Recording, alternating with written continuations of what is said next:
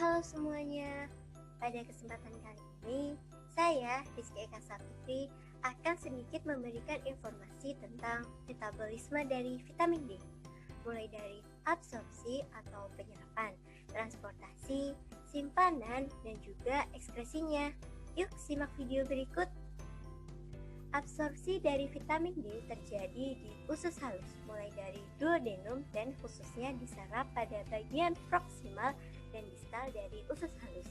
Selain itu, sintesis vitamin D terjadi di kulit dengan bantuan sinar matahari. Vitamin D dari makanan dan suplemen diserap dalam sel intestinal bersama dengan lipid dan dengan bantuan garam empedu dengan cara berdifusi secara pasif. Di dalam sel intestinal, vitamin D akan berikatan dengan kilomikron. Di dalam kulit, khususnya pada epidermis dan dermis, terdapat bakal atau bahan untuk membuat vitamin D, yaitu 7-dehidrokolesterol atau provitamin D. 7-dehidrokolesterol akan diubah oleh sinar ultraviolet, yaitu UVB, menjadi prekalsiferol atau previtamin D3. Yang kemudian akan menjadi kolekalsiferol atau yang biasa disebut dengan vitamin D3 dengan bantuan panas matahari. Kolekalsiferol atau vitamin D3 akan berdifusi dari kulit ke aliran darah, sedangkan vitamin D yang berikatan dengan kilomikron di sel intestinal akan menuju ke sistem limfatik. Kemudian kilomikron akan melepaskan vitamin D yang selanjutnya menuju ke aliran darah.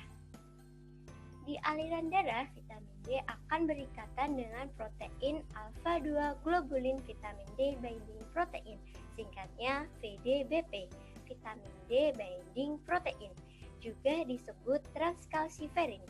Protein ini bertugas untuk membawa berbagai jenis vitamin D. Vitamin D3 kemudian menuju ke hati. Di hati, vitamin D3 akan mengalami hidroksilasi pada gugus 25 oleh enzim 25 hidroksilase menjadi 25 hidroksi vitamin D3 atau juga disebut dengan kalsidiol atau prohormon. Selanjutnya, kalsidiol menuju ke aliran darah dan berikatan dengan vitamin D binding protein membentuk kompleks 25 hidroksi vitamin D3 vitamin binding protein. Kemudian kalsidiol menuju ke ginjal untuk proses metabolisme yang kedua. Di ginjal, 25 hidroksi vitamin D3 akan mengalami hidroksilasi pada atom karbon nomor 1 menjadi 1,25 hidroksi vitamin D3 dengan bantuan enzim 1-alfa hidroksilase. 1,25 hidroksi vitamin D3 atau juga disebut dengan kalsitriol merupakan bentuk metabolit aktif dari vitamin D. Kalsitriol inilah yang siap digunakan untuk berbagai fungsi di dalam tubuh. Karena vitamin D bersifat larut lemak, maka vitamin D dapat disimpan di dalam tubuh. Vitamin D disimpan di hati, kulit, otak, tulang, dan jaringan lainnya seperti jaringan adiposa. Di dalam tubuh, vitamin D disimpan dalam bentuk 25 hidroksi vitamin D3 atau kalsidiol.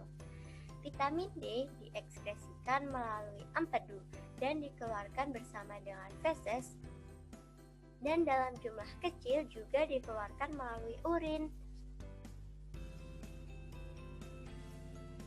Nah, sekarang teman-teman sudah makin tahu kan tentang metabolisme dari vitamin D. Sekian dari saya dan terima kasih. Sampai jumpa lagi.